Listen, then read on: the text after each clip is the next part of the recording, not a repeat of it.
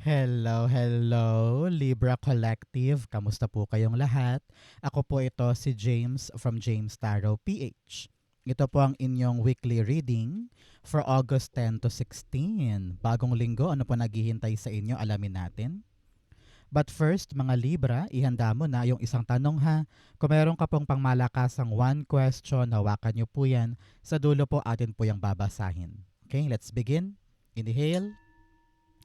And exhale, Holy Spirit, Spirit Guide, guide us for today. Your cards, ooh, nice.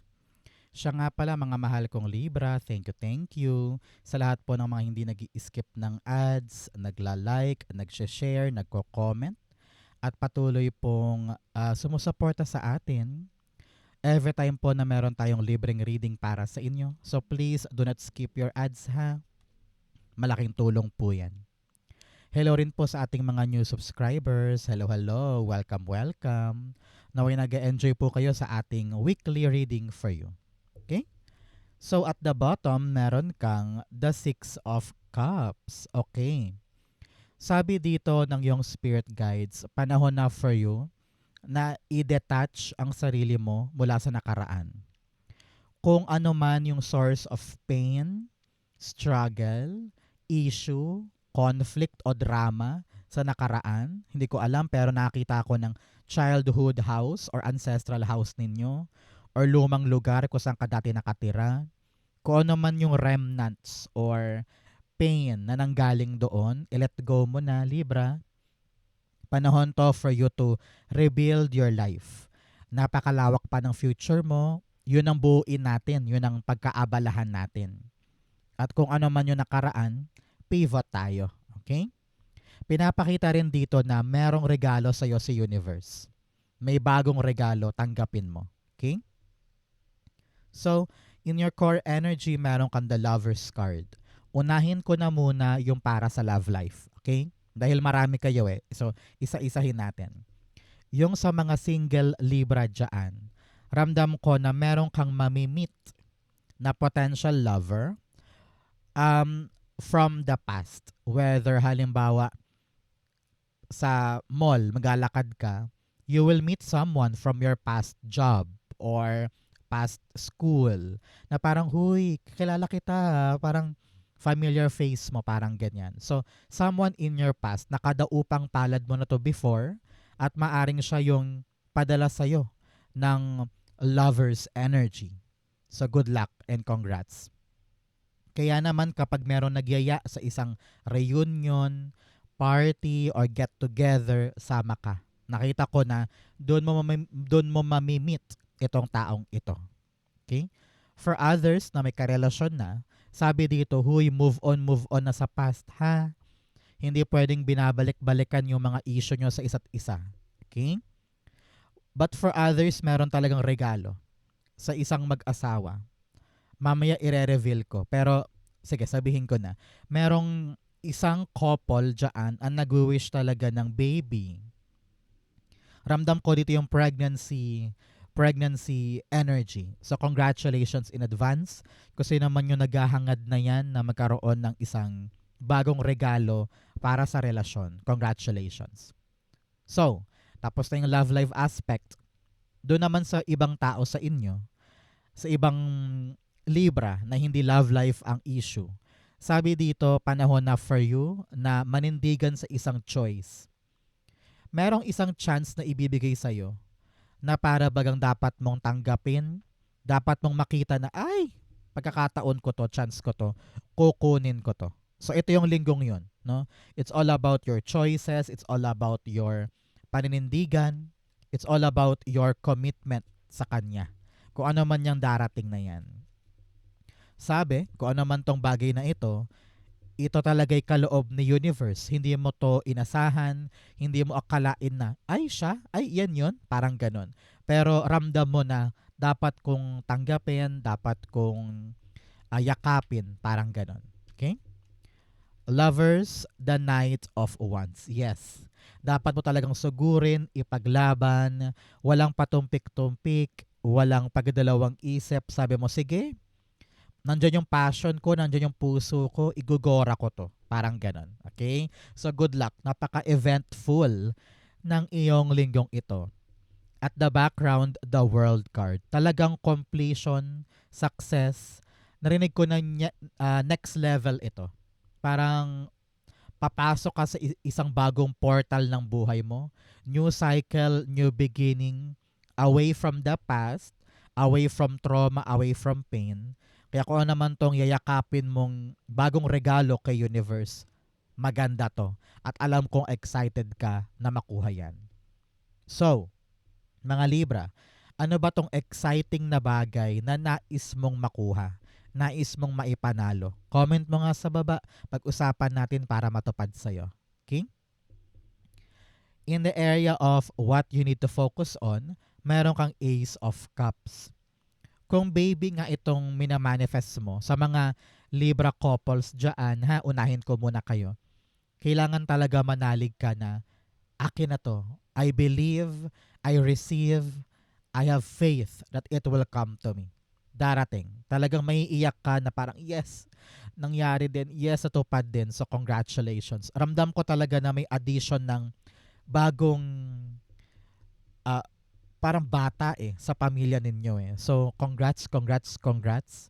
Matagal nyo tong hinintay, matagal nyo tong hiniling. So, mag-focus kayo dyan para talagang energy ay mamagnetize din nyo. For others naman, sa ibang Libra, kung talagang naganais ka na magkaroon na ng bagong love life, buksan ang puso. Okay? Kahit yung may mga couples na, single man or married ka or may karelasyon ka, dapat laging bukas ang puso para umunawa, umintindi, mag-entertain, para magkaroon ng kapayapaan and happiness sa'yo. Because nakita ko dito na merong kulang May kulang, 'di ba? Parang may kulang ka na gusto mong mapunan, gusto mong malagyan, gusto mong mapuno yung bagay na yon sa puso mo na kulang. Sa panahon to para hanapin yon, isettle yon, harapin yon para maging maligaya ka na sa bagay na yon. Okay? Ace of Cups, clarify natin. You have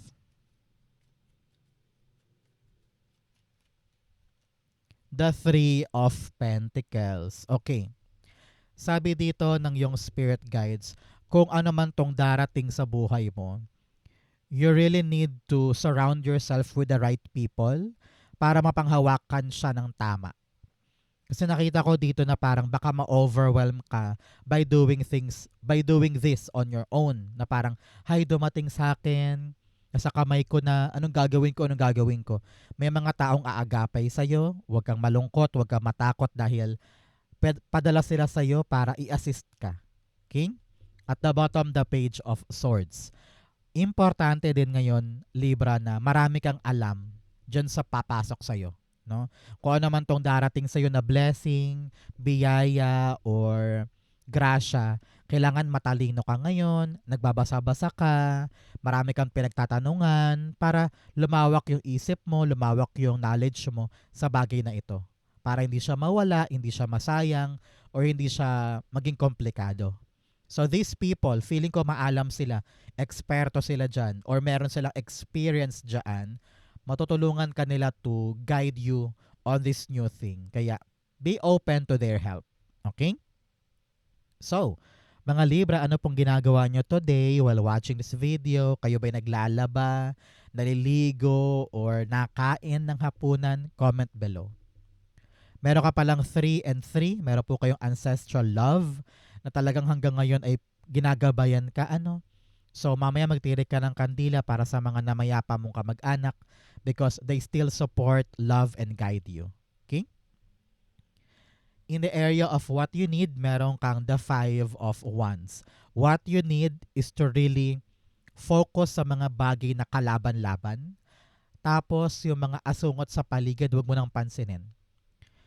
Pick your battles. That is actually the message here. Piliin mo yung mga laban na kalaban-laban. Papatulan ko ba to? Wag na, hayaan ko na yan. Papatulan ko ba yan kahit na feeling ko ako pinapatamaan? Hayaan ko na. Hindi worth it ang time ko yan. Marami pa akong dapat unahin at asikasuhin. So panahon to para kilalanin ano ba yung mga laban na kalaban-laban at ano ba yung magsasayang lang ako ng pera, oras at laway, 'di ba? Five of Wands. Narinig ko rin dito kung may conflict man sa relasyon, kung meron mang hindi pagkakaintindihan, magkaroon ka ng kababaang loob to really see the truth at magkaroon ng reconciliation. Okay? Five of Wands, the Eight of Wands. Kailangan talaga dito ng focus. Focus sa isang bagay na gusto mong ipanalo. Kasi kung marami kang distraction, marami kang temptasyon sa paligid, halimbawa, dapat mong ipanalo tong training na yan, pero napagimik ka sa kaliwat kanan dahil niyaya ka halimbawa ni Kumare. So, kailangan alam mo yung priorities mo. Alam mo yung dapat mong ipanalo ngayon. Okay? At the bottom, the Fool card. Panahon talaga to for you to really take a risk, venture forward. Unahin yung alam mong dapat kong pagkatapangan ngayon. No? Halimbawa, yun nga, meron kang training ngayon. Sabi mo, kailangan ko tong magawa, kailangan ko tong maipanalo para magbago na yung buhay ko. Eh, si pinsan o si kumare nagyaya mag-inom. Learn to say no. Sabi mo, sorry ha, meron akong dapat unahin na ipanalo. Ayoko munang i-entertain yan. So, you are risking something. You are proving to them na kung ano naman to sinusugalan ko, ay worth it to ng time ko. Parang ganon. Okay? In the area of what's affecting your current energy, meron kang the Page of Wands. Unahin ko muna yung mga Libra single. Talagang merong bagong apple of the eye mo sa mga single ha, na talagang, irresistible. Parang ang hirap-hirap niyang i-ignore or bitawan or i-let go. Parang gusto ko siyang i-date. Parang ganyan. So, papaspasan mo. Sabi mo, sige, pag ito nagyaya, sasama talaga ako. Parang ganon. For Libra naman na may karelasyon na, sabi dito, kailangan nyong hanapin yung passion nyo na magpapatibay ulit ng relasyon. Kung ano man yung misunderstanding, lagpasan, pag-usapan, and then pareho kayong tumingin sa goal nyo together. Okay? Sa iba naman na hindi love life ang issue, sabi dito, meron kang isang bagong bagay na pipiliin mo at sabi mo, akin to. Ito ang gagawin ko this week. Ito ang pagtutuunan ko ng pansin. Aaralin ko yung mabuti. At sabi mo, Gora na. Hindi na magbabago pa isip ko. Lalarga na ako dito. Kukunin ko na to. Parang ganon. Okay? So good luck. Huwag mo nang pagudahan pa sarili mo. Nakita ko dito yung maaring panalo after hardship. So kung ano man yung hirap dyan or nakapagod dyan, daanan mo lang and you will see na, ay, kayang-kaya ko pala. Okay pala to. Okay? Page of Wands. The Knight of Pentacles. Gusto rin yan sumama sa usama natin. The Five of Pentacles. Okay. At the bottom, the Knight of Swords. Sabi dito, yung energy mo, ilagak mo sa bagay na ito. Na parang, kailangan kong bilisan. Baka mamaya kasi may deadline yan. Or may age limit. Kaya kailangan talaga action, action, action. Kung mahirap man, sabi ko nga kanina, daanan mo lang. Sa umpisa lang yan. Ganyan talaga. Kailangan mong patunayan sa kanila na kaya mo, na ready ka talaga kay universe na i-accept ito. At samahan mo siya ng tamang plano. Ha? Siyempre, hindi mo pwedeng biglaan or hindi pwedeng susugod ka na lang na hindi mo to pinag-isipan. Kumbaga. So, with the right plan, with the right attitude na parang palaban ka, you will get this. Okay? Merong bibilis sa yung acceleration dito. Akala mo mahirap lang yan. Akala mo mabagal. Akala mo matrabaho. Pero merong bibilis. Kaya ma-excite ka na. Okay? In your near future, merong kang the Three of Cups. Naku, celebration ito. Either narinig ko yung renewal of vows. Merong kasal for someone. At talagang merong reception ako nakita dito. The family and the friends are very, very happy for you. Ramdam ko yung proposal. Sa mga may karelasyon dyan na naghahangad ng proposal, it will come. Ang tabayanan mo 3 months to 3 weeks to 3 months. After watching this video, it will arrive to you. Congratulations. But for others, na hindi naman love life ang issue, talagang meron kang ipapanalo. Aanihin mo yung magandang resulta sa laban na ito o sa challenge na ito dahil talagang pinapasok mo sa buhay mo, heto ka, winning in life at hindi ka na magi-struggle dyan. Sulit yung pagsugal mo sa isang bagay. Okay? Clarify natin. Three of Cups, you have the Ten of Cups. Wow, wow, wow. Itong isa-celebrate mo, itong aanihin mo in the near future, pampamilya eh. Talagang meron sa inyo ikakasal, bubuo ng sariling pamilya, or merong good news para sa pamilya. Halimbawa, natanggap ka sa isang magandang trabaho kaya naman solid na ang future ng pamilya. Or merong family member na nakapasa sa licensure or nakakuha ng scholarship or makapag-college na, parang ganon. So, asahan yung magandang balita na labis-labis na ikakasaya ng pamilya. Mararamdaman din nyo na unti-unti na kayong nakakawala sa hikahos o sa problema at gumaganda na yung antas ng buhay. At the bottom, the moon card. Yes, changes in life. Kung ano yung malabo dati, kung ano yung walang sagot dati, ngayon, kumpirmado, sigurado, talaga namang merong malinaw na tatahakin. So, congratulations.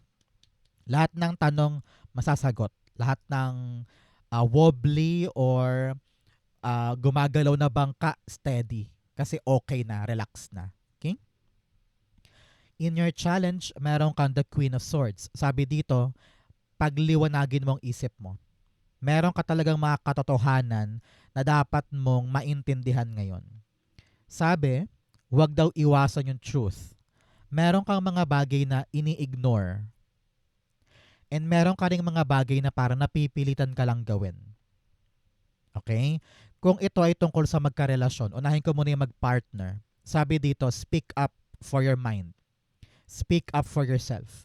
Parang ang nangyayari kasi sunod-sunuran ka lang, nag-give in ka lang para mapasaya siya or ma-please siya. And in the process, nawawala na yung boses mo, nawawala na yung autonomy mo, yung parang, bakit hindi ako pwedeng mag-decide? Bakit siya lang palagi? So, stand up for yourself. Okay? Para sa mga Libra single at other Libra dyan, kailangan makita mo ng maliwanag kung ano ba yung gusto mong mangyari sa future. Hindi pwedeng ibang tao ang nagdidikta sa'yo ng future mo o dapat mong puntahan. Kailangan ikaw mismo, klaro yan sa'yo. Okay? Panahon din to para maging seryoso sa mga bagay na gusto mong gawin for the future. Hindi na pwede yung paiba-iba or laro-laro lang or parang hindi ka pa seryoso. Kailangan this week seryoso ka na sa mga gagawin mo sa future. Okay? Queen of Swords, the Empress card. Yes, your individuality. Nakakalimutan mo ng pahalagahan ng sarili mo or kunin yung mga ikakaligaya mo, no? You've been, ayoko sabihin pero parang narinig ko na parang pinapabayaan mo yung sarili mo in the process. So take care of yourself. Paparlor ka, kumain ka ng tama, buy the things na gusto mo para sa iyong sarili. Masyado kang mapag-ubaya and you always think of other people. No? Sa panahon naman to ngayon para unahin ang sarili. At the bottom, Temperance card. Sabi dito, yung pasensyang binibigay mo para sa iba o yung tiyaga, sipag, kayod mo para sa iba, nasan ka dun? Nasan yung parte mo dun? So, always think also for your self-development, for your own future, no? At kailangan maliwanag sa'yo, ano yung akin? Kung ikaw ay breadwinner for a very, very long time, dapat mo nang tanungin sarili mo, paano naman ako? Ano naman yung future ko para sa akin? Kung single mother ka at lahat binibigay mo para sa pamilya, unahin naman ang sarili ngayon. Okay? Give yourself what you truly deserve. Hindi yan mali. Hindi yan selfish. At huwag ka laging mag-guilty kapag binibigyan mo sarili mo. Okay? In your fortune, meron kang the Two of Wands. Sabi dito, merong liliwanag pagdating sa mga plano mo. Naku, palakpakan mo na. Kung may plano kang umalis ng comfort zone mo at tumulay sa mga bagay na bago na parang, nakakatakot, hindi ko gamay yan, hindi ako pamilyar dyan, pero alam mong gusto mo nang puntahan, nako, this will be the week na talagang planchado na yung plano, gogora ka na. This is all about you breaking the chain, no? Talagang ready ka nang baguhin ang buhay mo. Subukan yung mga bagong bagay. Try mo lang para makita mo kung ano yung kaya mo pang abutin. Okay? Ramdam ko yung katapangan dito na parang, sige, let's go enter the new thing or try this new experience. Ganun. Meron sa inyo nagpaplanong bumiyahe. So, kung babiyahe ka ngayon, good luck and congrats. Nasa fortune area siya. So, ibig sabihin, successful yan. Two of Wands, the Nine of Pentacles. May mga plano ka para sa iyong sarili. Whether plano mo nang mag-abroad, plano na magtayo ng sariling negosyo, planong mag-ipon, planong bumukod, parang ganon. So, kung ano man tong plan mo for your own financial or swerte in the future, lilinaw siya ngayon at makakagawa ka ng hakbang para to pa rin yan. At the bottom, the Seven of Wands. Maraming tao sa paligid ang baka questionin ka na parang, uy Libra, wag mo gawin yan. Hindi mo kaya mag-isa, or uy Libra, baliw ka na ba? Ba't mo gagawin to? Pero sabi dito, defend, defend, defend. Patunayan mo na kaya mo. Patunayan mo na magagawa mo at successful ka dyan. Huwag kang makikinig sa mga negang tao. Barikadahan mo sarili mo laban sa mga negative energy ng mga taong inggitero, mga taong insecure. Do your best. Fight for the life that you want to create for yourself. Okay? In your divine messages, meron kang the Ace of Wands. Sabi dito, be confident in yourself. Kung ano yung plano, kung ano yung idea na yan, kung ano yung exciting door na gusto mong pasukin, give yourself the opportunity na ipanalo ito. Try mo lang. Be adventure. Be bold and brave para sa mga pagkakataong ayaw mong palagpasin. Okay? Clarify natin. The Ace of Wands, meron kang the Devil card. Yes, huwag kang papatali sa mga insecurity mo o sa mga insecure na tao. Panahon to really level up, no? New life, new beginning. And kailangan mong ipahinga yung mga negative self-talk na yan. Yung parang pangmamaliit mo sa iyong sarili na hanggang dito lang ako, hindi ako pwedeng umalis, hindi na ako makakaangat, napaka-ambisyoso ko naman. Tanggalin mo yun.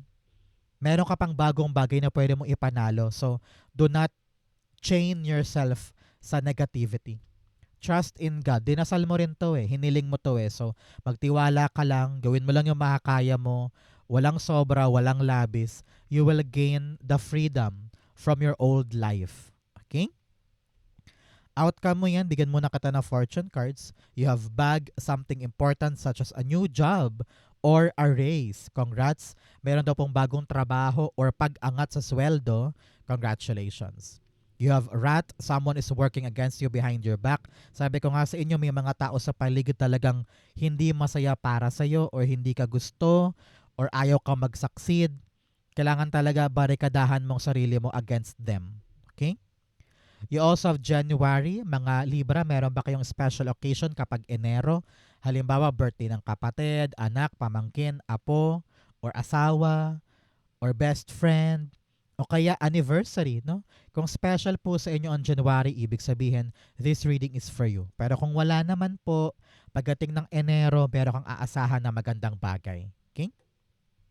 You also have leg stepping into a new experience. Yes, sabi ko nga sa inyo, meron kang gagawin na bago na kailangan mo talagang yakapin, magpakatapang ka, commit yourself to that because it will lead you to a next level.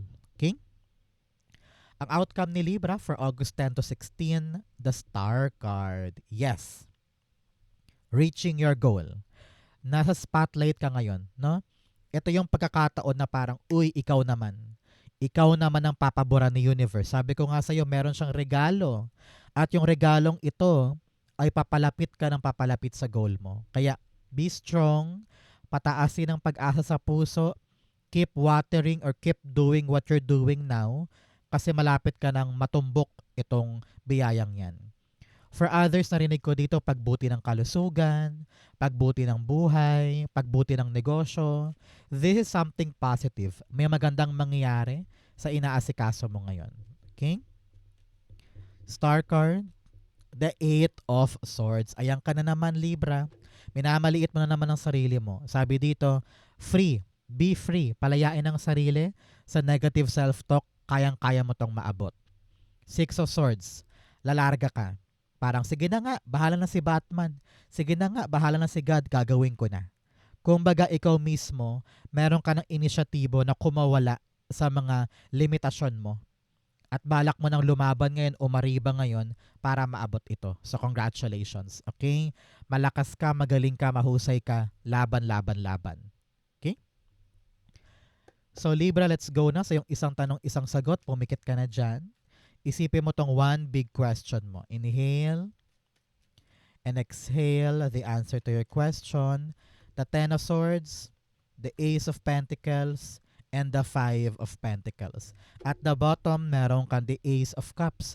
Sabi dito parang kinakabahan ka or merong dugdug-dugdug sa iyong puso tungkol sa isang bagay na gusto mo sanang kunin ang abutin. You have 1-1 here. Ibig sabihin, nakatadhana ito, you're on the right path, you're on the right door, you're on the right kalsada or daan patungo sa gusto mo. May bagong darating, kaya dapat tanggapin, dapat yakapin, huwag katakutan, huwag itaboy. Here, kapag tinanggap mo tong bagong bagay na ito, na medyo kinakabahan ka at nag-aalangan ka, ito yung magpapaalis sa'yo sa pagkabagsak or pagkalugmok. Marami ka ng pinagdaanan na mahirap, nakakapagod, ubos lakas, ubos pag-asa, pero may bagong darating para makabangon ka. Kaya wag mo laging isipin na, ay, ang hirap. Ay, hindi ko kaya. Solo lang ako. Walang tumutulong sa akin. Kaya mo mag-isa. Tiisin mo. Kayanin mo. Tumayo ka dyan.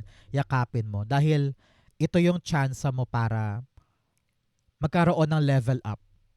Para makabawi ka na from saan ka nang galing o saan ka bumagsak. Parang ganon. So, lagi kang may chance na makabawi. At ito yung chance mong yun. Kaya be brave. Be strong, labanan yung struggle because this can change your life soon. Okay? If you're waiting for a yes or no, the answer is yes. Pero, kailangan mo talagang maintindihan na ikaw mismo ang susi para magkaroon to ng magandang epekto. Dahil kung duwag ka ngayon at tamad at kung takot ka dito at parang feeling mo hindi mo kaya, sayang to. 'Di ba? So, be brave, be strong. This will be good. Okay? Congrats po. So mga Libra, yan po yung isang tanong, isang sagot. Ganon din po ang inyong August 10 to 16. Sa po kayo nakaresonate, comment below. Basahin ko po yan. Thank you mga mahal kong Libra for watching hanggang dulo. I love you. This has been James for James Tarot PH. God bless everybody.